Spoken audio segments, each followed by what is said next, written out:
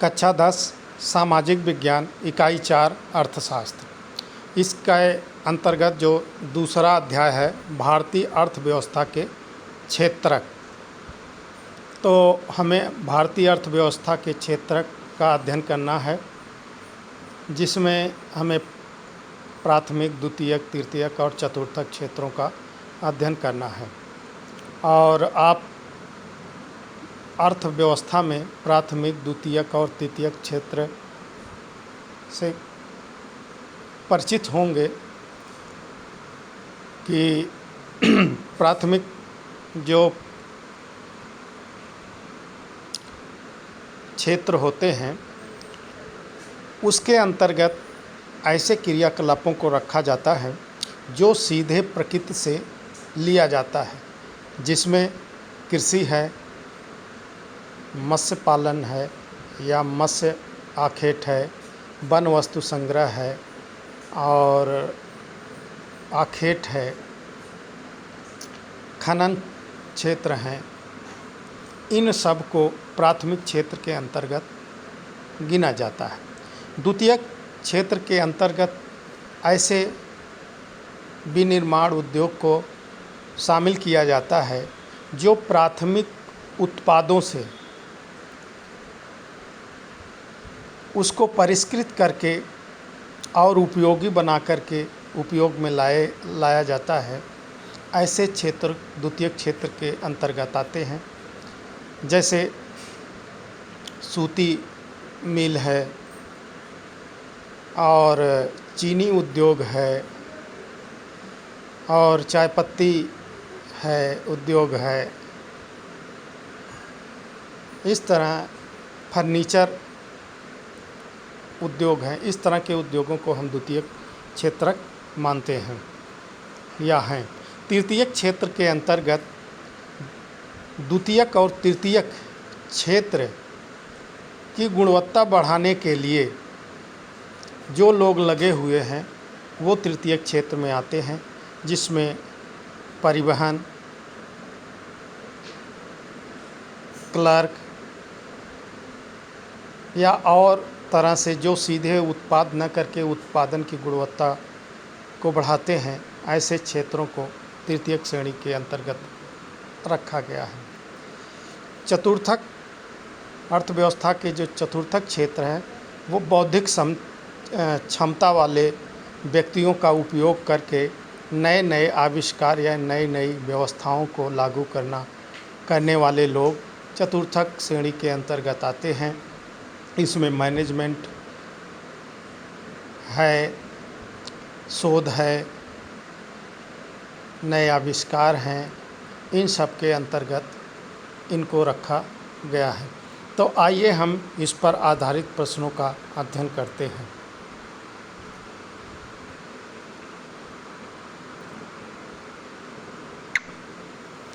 तो देखिए, जो इसके प्रश्न हैं उसको जल्दी से आप देख लीजिए।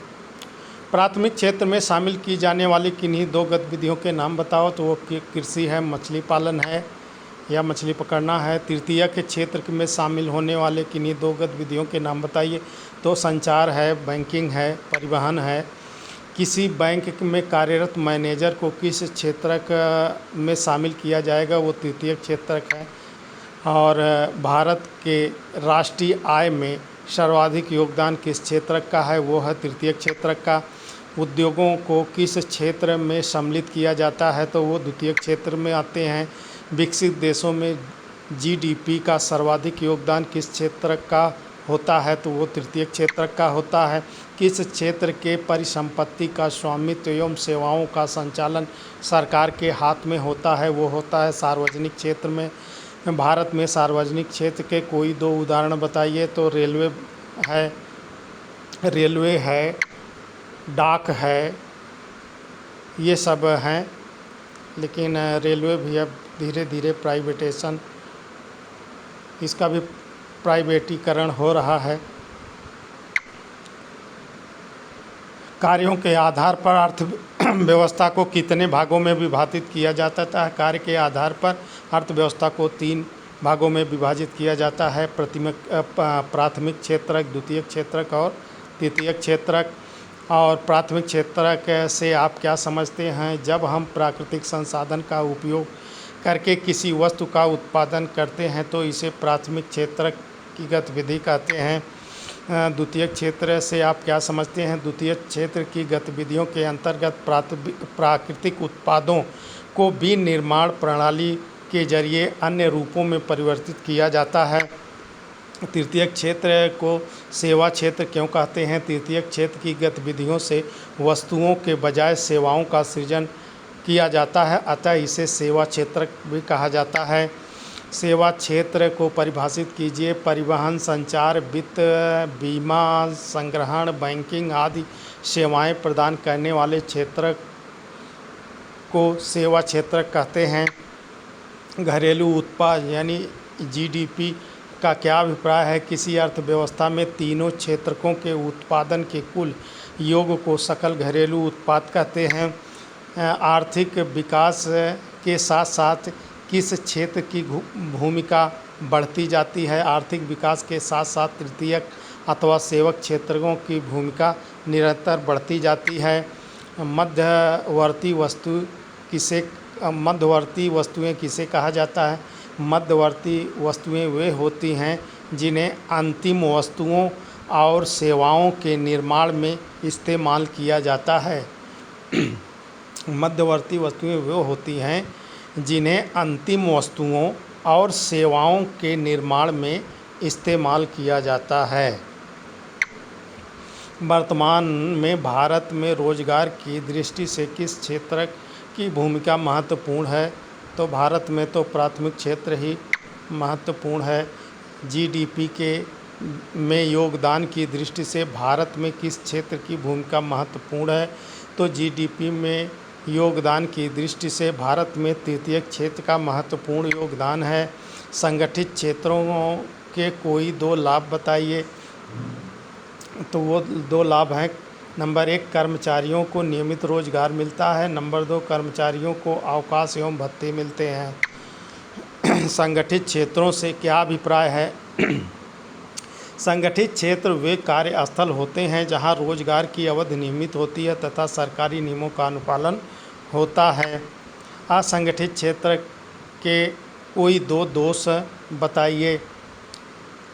तो कर्मचारियों अथवा श्रमिकों को नियमित रोजगार नहीं मिलता है। इस क्षेत्र में अवकाश व अन्य भत्ते भी नहीं मिलते हैं। स्वामित्व के आधार पर क्षेत्रकों को कितने भागों में विभाजित किया जा सकता है? स्वामित्व के आधार पर क्षेत्रकों को 2 भागों में विभाजित किया जाता है। नंबर 1, सार्वजनिक क्षेत्रक। नंबर 2, निजी क्षेत्रक। और एक मिश्रित क्षेत्रक भी होता है जिसमें सार्वजनिक और निजी दोनों गुण पाए जाते हैं। रोजगार वृद्धि के कोई 2 उपाय बताइए। तो प्राथमिक क्षेत्र में रोजगार अवसरों में वृद्धि की जानी चाहिए। देश में लघु एवं कुटीर उद्योगों की स्थापना को बढ़ावा दिया जाना चाहिए। अगला है खुली बेरोजगारी का क्या अभिप्राय है? खुली बेरोजगारी वह स्थिति है जिसमें लोगों के पास कोई काम नहीं होता है तथा वो बेकार बैठे रहते हैं, वो खुली बेरोजगारी कहलाता है। भारत में छिपी हुई बेरोजगारी सबसे अधिक किस क्षेत्र में पाई जाती है? तो भारत में जो छिपी हुई बेरोजगारी है सबसे अधिक प्राथमिक क्षेत्रों में पाई जाती है, यानी कृषि के क्षेत्रों में पाई जाती है। अब भारत में प्राथमिक क्षेत्र की भूमिका को स्पष्ट कीजिए। तो भारत में रोजगार की दृष्टि से प्राथमिक क्षेत्र की भूमिका महत्वपूर्ण है। आज भी देश के अधिकांश जनसंख्या रोजगार की दृष्टि से प्राथमिक क्षेत्र पर निर्भर है। प्राथमिक क्षेत्र से देश को खाद्यान्न आपूर्ति होती है। यह द्वितीयक एवं तृतीयक क्षेत्रों के विकास का आधार है। किसी अर्थव्यवस्था में द्वितीयक क्षेत्र को स्पष्ट कीजिए। किसी अर्थव्यवस्था में द्वितीयक क्षेत्र की गतिविधियों के अंतर्गत प्राकृतिक उत्पादों को विनिर्माण प्रणाली के जरिए अन्य रूपों में परिवर्तित किया जाता है। यहाँ वस्तुएं निर्मित की जाती हैं, इसलिए विनिर्माण प्रक्रिया अनिवार्य है। यह क्षेत्र उद्योगों से जुड़ा होता है, अतः इसे औद्योगिक क्षेत्र भी कहा जा सकता है। क्या अर्थव्यवस्था के तीनों क्षेत्र एक दूसरे पर निर्भर हैं? किसी अर्थव्यवस्था के तीनों क्षेत्र एक दूसरे पर निर्भर हैं। प्रत्येक क्षेत्र का विकास अन्य क्षेत्रों पर निर्भर है, क्योंकि प्रत्येक क्षेत्र अन्य क्षेत्रों को वस्तुएं अथवा सेवाओं को बेचता है तथा अपने स्वयं की ज़रूरत वस्तुएं अथवा सेवाएं अन्य क्षेत्रकों से खरीदता है। सकल घरेलू उत्पाद की गणना करते समय केवल अंतिम वस्तुओं तथा सेवाओं को ही क्यों शामिल किया जाता है? सकल घरेलू उत्पाद की गणना करते समय केवल अंतिम वस्तुओं और सेवाओं को ही शामिल किया जाता है, क्योंकि इससे दोहरी गणना की संभावना नहीं होती है। असंगठित क्षेत्रों की प्रमुख 2 विशेषताएं लिखिए। असंगठित श्रमिकों के संरक्षण के उपाय भी लिखिए। तो विशेषता देखिए, असंगठित क्षेत्र छोटे तथा सरकारी नियंत्रण से बाहर होते हैं। नंबर 2, श्रमिकों को कम मजदूरी पर भुगतान किया जाता है तथा रोजगार अनियमित होता है। श्रमिकों के संरक्षण के उपाय, असंगठित क्षेत्र में सरकार को कुछ नियम व नियमन बनाने चाहिए। नंबर 2, लोगों को उन क्षेत्र में काम करना चाहिए जहां काम नियमित तत्काल भुगतान की व्यवस्था तथा काम की सुरक्षा हो। भारत में अधिकांश लोग किस क्षेत्र से नियोजित हैं? तो भारत एक कृषि प्रधान राष्ट्र है तथा यहाँ अधिकांश जनसंख्या गांव में निवास करती है, जहां पर अधिकतर लोग प्राथमिक क्षेत्र की गतिविधियों से संलग्न हैं। वर्ष 2000 में देश में लगभग 61% जनसंख्या का रोजगार की दृष्टि से प्राथमिक क्षेत्र पर ही निर्भर थे। क्या भारत में तृतीयक क्षेत्र का योगदान बढ़ता जा रहा है? भारत में विगत दशक में तृतीयक क्षेत्रों का योगदान निरंतर बढ़ता जा रहा है। जीडीपी में इस क्षेत्र का योगदान में निरंतर वृद्धि हुई है। वर्ष 1973 में भारत में तृतीयक क्षेत्र का योगदान लगभग 35% था। वह वर्ष 2000 में बढ़कर लगभग डीजीपी का 53% हो गया है। तृतीयक क्षेत्र किस प्रकार प्राथमिक और द्वितीयक क्षेत्रों के विकास में सहायता करता है? उदाहरण सहित स्पष्ट कीजिए। तो तृतीयक क्षेत्र निम्न प्रकार से प्राथमिक एवं द्वितीयक क्षेत्रों के विकास में सहायता करता है। नंबर 1, यह परिवहन के रूप में इसके द्वारा उत्पादित वस्तुओं को बाजार तक ले जाने में सहायता करता है। नंबर 2, यह गोदामों तक इनकी उत्पादित वस्तुओं से ले जाने में सहायता प्रदान करता है। यह उत्पादन और व्यापार के लिए वार्तालाप के लिए टेलीफोन पत्राचार के रूप में भी सहायता करता है। यह इन क्षेत्रों को पूंजी की आवश्यकता की पूर्ति के लिए बैंक के रूप में सहायता करता है। परिवहन, भंडारण, संचारण, बैंक सेवाएं आदि तृतीयक क्षेत्रों के उदाहरण हैं। अल्प बेरोजगारी किसे कहते हैं? अल्प बेरोजगारी को दूर करने के 3 तरीके बताइए जिसमें अतिरिक्त रोजगार का सृजन हो सके। अल्प रोजगारी वह स्थिति है जिसमें लोग प्रत्यक्ष रूप से काम करते हैं परंतु उन्हें कार्य के अवसर की क्षमता में कम मिलता है। अल्प बेरोजगारी दूर करने के उपाय, बैंक उचित ब्याज दर पर लोगों को ऋण दे तो वह उद्योग स्थापित कर इस स्थिति से निजात पा सकते हैं। अर्ध ग्रामीण क्षेत्रों में उद्योग व सेवाओं में वृद्धि हो। किसानों के उत्पादन के भंडारण के लिए शीत भंडारगृह की व्यवस्था की जाए। व्याख्या कीजिए कि किसी देश के आर्थिक व्यवस्था में सर्वाधिक सार्वजनिक क्षेत्र कैसे योगदान करता है। तो सार्वजनिक क्षेत्र में सरकार सड़कों, पुलों, रेलवे, बिजली, बांध आदि का निर्माण कर ढांचागत विकास एवं सिंचाई के क्षेत्र में योगदान देती है। सार्वजनिक क्षेत्रक जोखिम भरी सार्वजनिक कल्याण संबंधी गतिविधियों में निवेश करके देश में आर्थिक विकास में योगदान करता है। यह देश के विकास में भारी पैमाने पर परियोजनाओं को चलाकर महत्वपूर्ण योगदान करता है। देश में अतिरिक्त रोजगार के अवसर सृजन करने के लिए 4 उपाय बताइए। कृषि क्षेत्र का विकास कर अतिरिक्त रोजगार अवसर सृजित किए जा सकते हैं। कृषि में सहायक गतिविधियों का विकास किया जाना चाहिए। लघु एवं कुटीर उद्योगों का विकास किया जाना चाहिए। औद्योगिक क्षेत्र में अतिरिक्त विनियोग करना चाहिए। खुली रोजगारी एवं प्रच्छन्न बेरोजगारी के बीच विभेद कीजिए। तो खुली रोजगारी में लोगों के पास रोजगार नहीं होता है, जबकि प्रच्छन्न बेरोजगारी में रोजगार होता है लेकिन क्षमता से कम रोजगार उपलब्ध होता है। खुली बेरोजगारी शहरी क्षेत्रों में पाई जाती है, जबकि प्रच्छन्न बेरोजगारी ग्रामीण क्षेत्रों में विशेषकर कृषि क्षेत्रों में पाई जाती है। खुली बेरोजगारी का मतलब होता है कि उनको रोजगार है ही नहीं, खाली बैठे हैं। परंतु जो प्रच्छन्न बेरोजगारी है उसमें तो रोजगार तो मिलता है लेकिन अल्पकाल के लिए मिलता है या कम मिलता है, और या उसकी क्षमता के अनुसार कम मजदूरी मिलती है।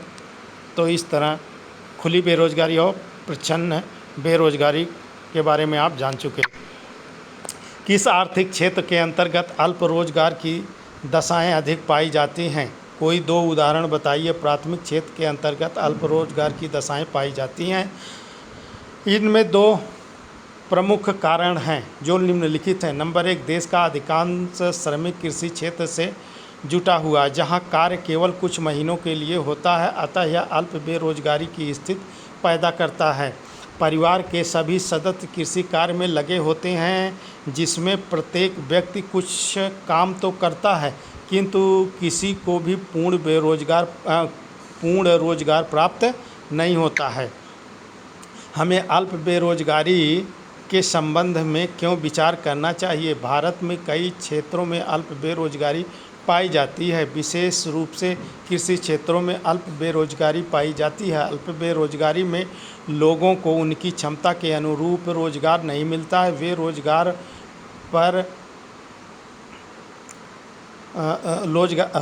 पर लगे हुए तो प्रतीत होते हैं, किंतु उत्पादन में उनका बहुत ही कम योगदान होता है। यदि ऐसे लोग को अन्य क्षेत्रों में लगाया जाए तो वे अधिक उत्पादक बन सकते हैं, जिससे राष्ट्रीय आय और प्रति व्यक्ति आय में वृद्धि होगी। अतः अल्प बेरोजगारी पर विचार करना अत्यंत महत्वपूर्ण है। आपके विचार से NREGA को काम का अधिकार क्यों कहा जाता है? राष्ट्रीय ग्रामीण रोजगार गारंटी योजना यानी NREGA जो है राष्ट्रीय ग्रामीण रोजगार गारंटी योजना अधिनियम 2005 ग्रामीण क्षेत्रों में रोजगार प्रदान करने के लिए एक महत्वपूर्ण कार्यक्रम ही नहीं बल्कि एक कानून है, क्योंकि इस कार्यक्रम के अंतर्गत उन सभी लोगों को काम करने में सक्षम हैं और जिन्हें काम की ज़रूरत है, उन्हें सरकार द्वारा वर्ष में 100 दिन के रोज़गार की गारंटी दी गई है। कहने का मतलब इस कानून के अंतर्गत ऐसे लोग जो काम करने में सक्षम हैं और काम करना चाहते हैं, उनके लिए नियम बनाया गया है कि उनको 100 दिन का रोज़गार देना आवश्यक है। इसके अंतर्गत यदि सरकार रोज़गार उपलब्ध कराने में असफल रहती है तो वह लोगों को रोज़गारी भत्ता दे देगी, बेरोज़गारी भत्ता देगी। अतः इसे काम का अधिकार कहा जाता है। यदि किसान को सिंचाई और विपणन सुविधा उपलब्ध कराई जाती है तो रोज़गार और आय में वृद्धि होगी। नंबर 1, सिंचाई सुविधा से वर्ष में 1 से अधिक फसलें ली जा सकेंगी। इससे कृषि उत्पादन में वृद्धि होगी, जिससे लोगों को रोज़गार के नए अवसर मिलेंगे तथा कृषकों की आय में वृद्धि होगी। नंबर 2, विपणन सुविधा से परिवहन संबंधी रोज़गार बढ़ेंगे, व्यापारिक रोज़गार बढ़ेंगे तथा किसान व अन्य संबंधित लोगों की आय में भी बढ़ोतरी होगी। असंगठित और संगठित क्षेत्रों के बीच आप विभेद कैसे करेंगे? अपने शब्दों में व्याख्या कीजिए। तो असंगठित क्षेत्र होते क्या? असंगठित क्षेत्र का आशय है उन छोटे छोटे एवं बिखरे हुए उद्योगों से होता है जिन पर किसी भी प्रकार का सरकारी नियंत्रण नहीं होता है। इसमें रोजगार की शर्तें अनियमित होती हैं। यहाँ काम के घंटे निश्चित नहीं होते हैं। अतिरिक्त काम के समय कोई अतिरिक्त मजदूरी नहीं मिलती है। इसमें रोजगार की सुरक्षा नहीं होती है। उदाहरण के लिए एक दैनिक मजदूरी करने वाला श्रमिक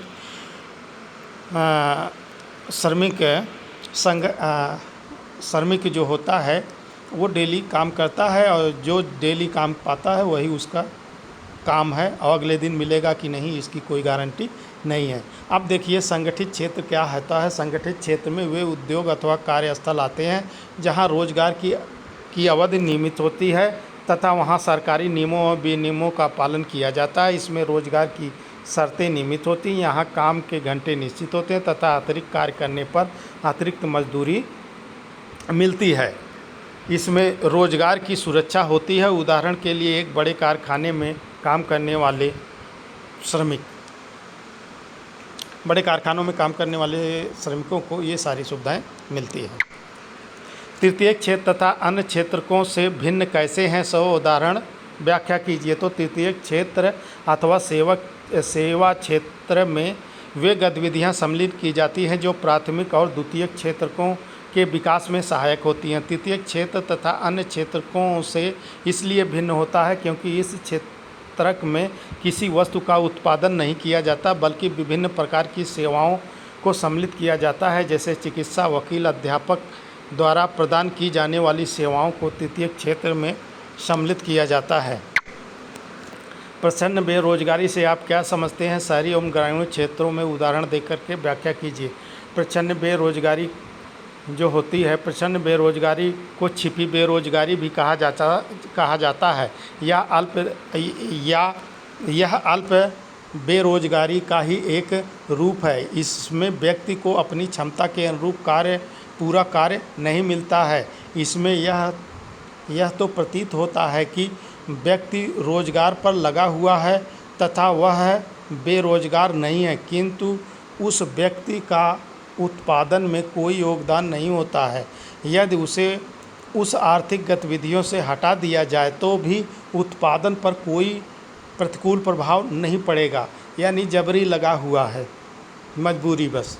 प्रच्छन्न बेरोजगारी अथवा छिपी हुई बेरोजगारी प्रायः शहरी एवं ग्रामीण क्षेत्रों दोनों में पाई जाती है। ग्रामीण क्षेत्रों के उदाहरण प्रायः गांव में यह देखा गया है कि एक खेत पर उस खेत के मालिक अथवा कृषक का पूरा परिवार कृषि कार्यों में लगा रहता है, जबकि वास्तव में इतने लोगों की आवश्यकता नहीं है। अतः उस खेत पर लगे अतिरिक्त लोगों में छिपी हुई अथवा प्रच्छन्न बेरोजगारी पाई जाती है। शहरी क्षेत्रों में उदाहरण यह है कि प्रायः शहरी क्षेत्रों में कई लोगों को उनकी योग्यता के अनुसार पूरा रोजगार नहीं मिलता है। जैसे कई बार पढ़े लिखे लोगों को रोजगार न मिलने के कारण वे मजदूरी करने लगते हैं। अतः ये प्रच्छन्न अथवा अल्प बेरोजगारी के अंतर्गत आता है। तो इस तरह का भी उदाहरण आपने देखा है कि मास्टर डिग्री, पीएचडी और टेक्निकल इंजीनियरिंग किए हुए छात्र भी आजकल मनरेगा में मजदूरी कर रहे हैं। ये इसका एक जीवंत उदाहरण है। खुली बेरोजगारी और छिपी हुई बेरोजगारी में अंतर बताइए। खुली बेरोजगारी का तात्पर्य उस स्थिति से है जिसमें योग्य व्यक्ति प्रचलित मजदूरी पर कार्य करना चाहता है किंतु उसे रोजगार अथवा काम नहीं मिल पाता है, अर्थात वो पूरी तरह से बेरोजगार रहते हैं। इसके विपरीत छिपी हुई बेरोजगारी में लोगों को उसकी योग्यता के अनुरूप पूरा काम नहीं मिलता है तथा वे रोजगार पर तो लगे होते हैं किंतु उत्पादन में उतना कोई योगदान नहीं हो पाता है। खुली बेरोजगारी अस्थायी प्रकृति की होती है, जबकि छिपी हुई बेरोजगारी अस्थायी प्रकृति की होती है। आर्थिक गतिविधियां रोजगार की परिस्थितियों के आधार पर कैसे वर्गीकृत की जाती हैं? देश में असंगठित क्षेत्रों में श्रमिकों के संरक्षण किस प्रकार से किया जा सकता है? तो आर्थिक गतिविधियां रोजगार की परिस्थितियों के आधार पर निम्न दो भागों में विभाजित किया जा सकता है। नंबर 1 संगठित क्षेत्र, नंबर 2 असंगठित क्षेत्र। संगठित क्षेत्र में वे उद्यम अथवा कार्यस्थल आते हैं जहां रोजगार की अवधि नियमित होती है तथा सरकारी नियमों एवं विनियमों का पालन किया जाता है। असंगठित क्षेत्र ऐसे क्षेत्र हैं जो छोटे छोटे बिखरे हुए हैं जिस पे सरकारी नियंत्रण नहीं होता है। असंगठित क्षेत्रों में श्रमिकों का संरक्षण, यानी ये यहाँ छोटे छोटे बिक्री होते हैं, उसमें कोई नियम कानून नहीं लागू होता। इसको आगे भी आप पढ़ चुके हैं। अब ये देख लीजिए कि असंगठित क्षेत्र में श्रमिकों का संरक्षण कैसे किया जा सकता है। तो असंगठित क्षेत्रों में श्रमिकों के संरक्षण हेतु निम्नलिखित उपाय अथवा सुझाव दिए जा सकते हैं।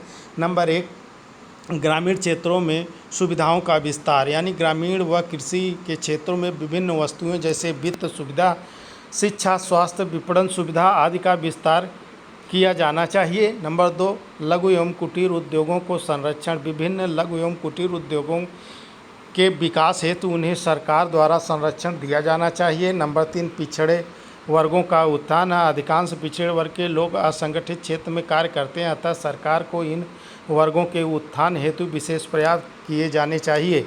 सामाजिक सुविधाओं का विस्तार, असंगठित क्षेत्रों में सरकार को सार्वजनिक सुविधाओं का तीव्र गति से विस्तार करना चाहिए। नंबर 5, नियमों का कठोरता से पालन, असंगठित क्षेत्रों में सरकार द्वारा बनाए गए नियमों की कठोरता से अनुपालन करवानी चाहिए। भारत में सेवा क्षेत्र को विभिन्न प्रकार के लोग नियोजित करते हैं। ये लोग कौन हैं? भारत में सेवा क्षेत्र को 2 विभिन्न प्रकार के लोग नियोजित करते हैं। ये लोग हैं, नंबर 1, वे लोग जिनकी सेवाएं प्रत्यक्ष रूप से वस्तुओं के उत्पादन में सहायता करती है। यह सहायता प्राथमिक द्वितीयक दोनों ही क्षेत्रों को दोनों क्षेत्रकों से प्राप्त होती है, जैसे परिवहन, भंडारण, संचार, बैंकिंग, व्यापार में नियोजित लोग वे लोग, और दूसरा है वे लोग जिनकी सेवाएं प्रत्यक्ष रूप से वस्तुओं के उत्पादन में सहायक नहीं होती है, जैसे अध्यापक, डॉक्टर, वकील, धोबी, मोची, नाई, internet cafe, ATM booth, call centre, software कंपनियां आदि। ये उत्पादन तो नहीं करती हैं, लेकिन उत्पादन में सहायता ज़रूर करती हैं। असंगठित क्षेत्रों में श्रमिकों का शोषण किया जाता है। क्या आप इस विचार से सहमत हैं?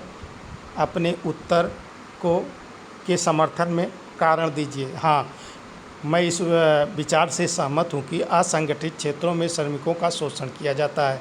इसके समर्थन में निम्नलिखित तर्क दिए जा सकते हैं। नंबर 1, इस क्षेत्र में श्रमिकों के संरक्षण के लिए बनाए गए सरकारी नियमों व विनियमों का पालन नहीं किया जाता है। इस क्षेत्र में श्रमिकों को बहुत कम मजदूरी दिया जाता है और वह भी नियमित रूप से नहीं दिया जाता। इस क्षेत्र में अतिरिक्त समय में काम तो लिया जाता है, लेकिन अतिरिक्त वेतन नहीं दिया जाता है। इस क्षेत्र में रोजगार की सुविधा भी नहीं होती है। इस क्षेत्र में रोजगार की सुरक्षा भी नहीं होती है। नियोक्ता द्वारा कर्मचारियों को बिना कारण बताए काम से निकाला जा सकता है। इस क्षेत्र में सेवारत कर्मियों को छुट्टी, अवकाश, बीमारी के कारण छुट्टी का कोई प्रावधान नहीं है। संगठित और असंगठित क्षेत्रों की रोजगार परिस्थितियों की तुलना करें। तो संगठित और असंगठित क्षेत्रों की रोजगार परिस्थितियों की तुलना निम्न आधार पर की जा सकती है। यानी रोजगार की परिस्थितियों की तुलना करें तो ये निम्न प्रकार से हो सकती है। नंबर 1, रोजगार की सुरक्षा। संगठित क्षेत्रों में रोजगार को नियमित रोजगार उपलब्ध होता है, जबकि असंगठित क्षेत्रों में श्रमिकों को रोजगार के संबंध में असुरक्षा रहती है। सरकार का नियंत्रण। संगठित क्षेत्रों में प्रायः सरकार का नियंत्रण होता है, जबकि असंगठित क्षेत्रों में सरकार का कोई नियंत्रण नहीं होता है।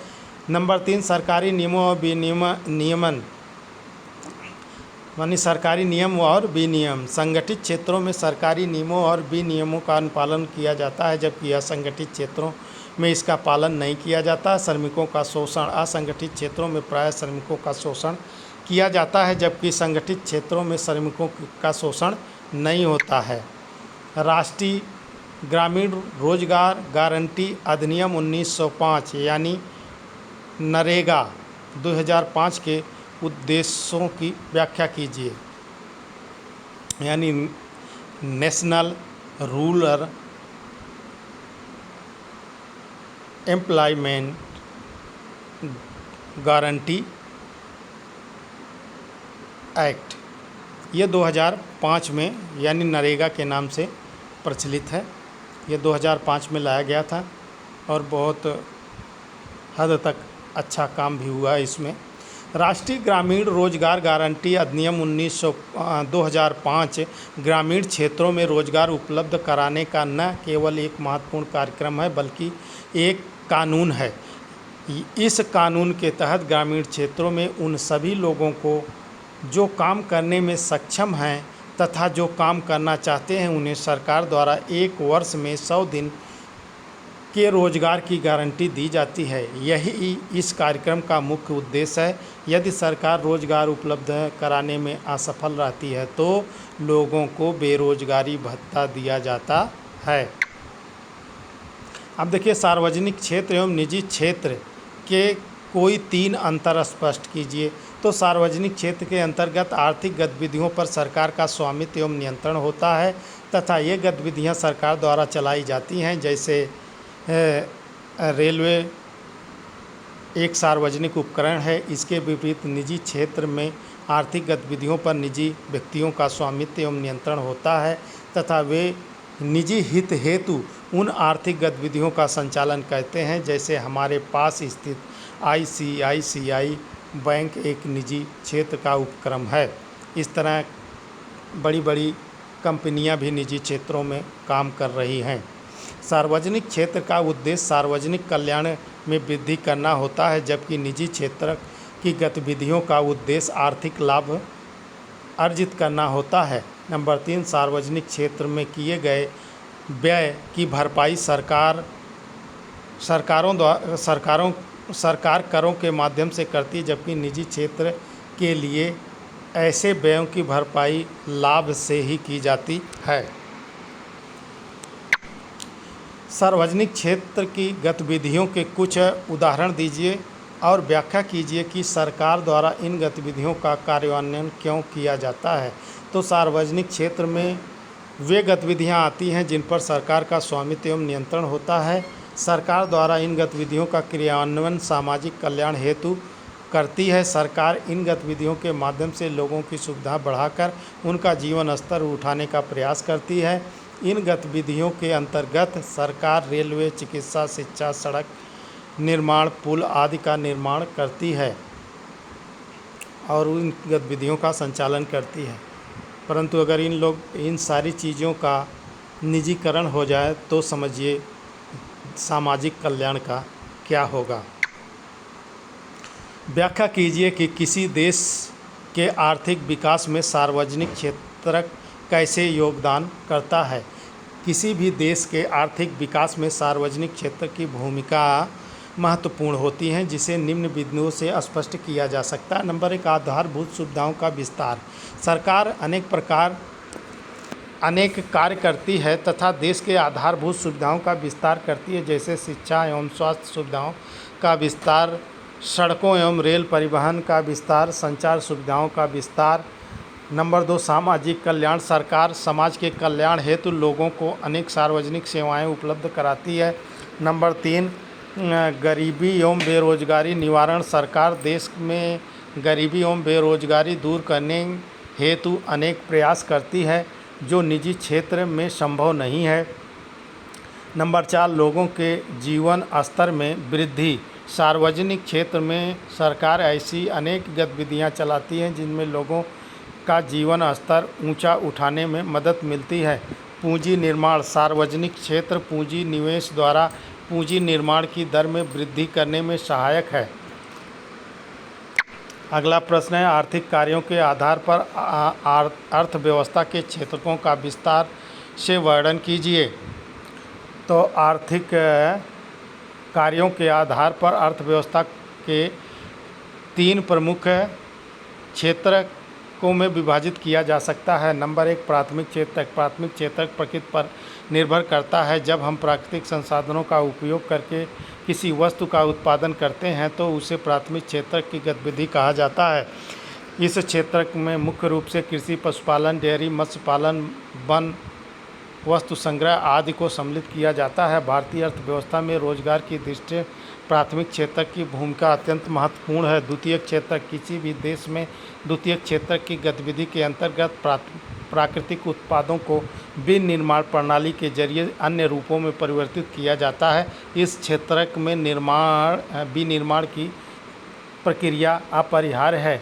यह प्रक्रिया किसी कारखाने अथवा घर में संचालित की जा सकती है। यह क्षेत्र क्रमशः संवर्धित विभिन्न प्रकार के उद्योगों से जुड़ा हुआ है, अतः इसे औद्योगिक क्षेत्र भी कहा जाता है। तृतीय क्षेत्र के अंतर्गत उन गतिविधियों को रखा जाता है जो स्वतः वस्तुओं का उत्पादन नहीं करती बल्कि उत्पादन प्रक्रिया में सहयोग करती हैं। इस क्षेत्र में विभिन्न गतिविधियाँ वस्तुओं के बजाय सेवाओं का सृजन करती हैं, अतः इस क्षेत्र को सेवा क्षेत्र भी कहा जाता है। इन क्षेत्रों में मुख्य रूप से परिवहन, भंडारण, संचार, बैंकिंग, वित्त, व्यापार आदि को सम्मिलित किया गया है। वर्तमान में विकास के साथ साथ भारतीय अर्थव्यवस्था के इस क्षेत्र का योगदान निरंतर बढ़ता जा रहा है। बेरोजगारी एवं अल्प बेरोजगारी से आप क्या समझते हैं? अर्थव्यवस्था में बेरोजगारी दूर करने के सुझाव दीजिए। तो ये बेरोजगारी, अल्प बेरोजगारी का तात्पर्य ऐसी व्यवस्था है जिसमें व्यक्ति काम करने के योग्य है तथा काम करना चाहता किंतु उसे काम नहीं मिलता है। अल्प बेरोजगारी वह व्यवस्था है जिसमें व्यक्ति को उसकी क्षमता तथा योग्यता के अनुरूप पूरा रोजगार नहीं मिलता है तथा वह काम पर लगा हुआ तो प्रतीत होता है किंतु उत्पादन में उसका योगदान बहुत कम होता है। किसी क्षेत्र में छिपी हुई बेरोजगारी एक उदाहरण है। बेरोजगारी दूर करने हेतु सुझाव। भारत में बेरोजगारी की समस्या महत्वपूर्ण है तथा इसे दूर करने के लिए निम्नलिखित सुझाव दिए जा सकते हैं। नंबर 1, प्राथमिक क्षेत्र में रोजगार के नए अवसर सृजित किए जाने चाहिए ताकि अल्प बेरोजगारी दूर की जा सके। नंबर 2, कृषि में सिंचाई सुविधाओं, भंडारण, वित्त एवं विपणन सुविधाओं का विस्तार किया जाना चाहिए। नंबर 3, ग्रामीण क्षेत्रों में लघु एवं कुटीर उद्योगों को बढ़ावा दिया जाना चाहिए। नंबर 4, देश में आधारभूत संरचना जैसे परिवहन, संचार, बैंकिंग आदि का विकास किया जाना चाहिए ताकि कृषि तथा उद्योगों का विकास हो सके। सार्वजनिक क्षेत्र का विस्तार किया जाना चाहिए। देश में शिक्षा एवं स्वास्थ्य सुविधाओं का विस्तार किया जाना चाहिए तथा शिक्षा को रोजगारमुखी बनाना चाहिए। देश में रोजगार सृजक कार्यक्रमों का विस्तार किया जाना चाहिए तथा उनका क्रियान्वयन सही ढंग से किया जाना चाहिए। नंबर 8 है, देश के निजी क्षेत्रों में भी विनियोग को बढ़ावा देने का प्रयास किया जाना चाहिए। तो इस प्रकार आपका जो अर्थव्यवस्था का द्वितीय अध्याय था भारतीय अर्थव्यवस्था के क्षेत्र वो समाप्त हुआ। अगला वीडियो अगले अध्याय पर अगले दिन आपके सामने प्रस्तुत होगा।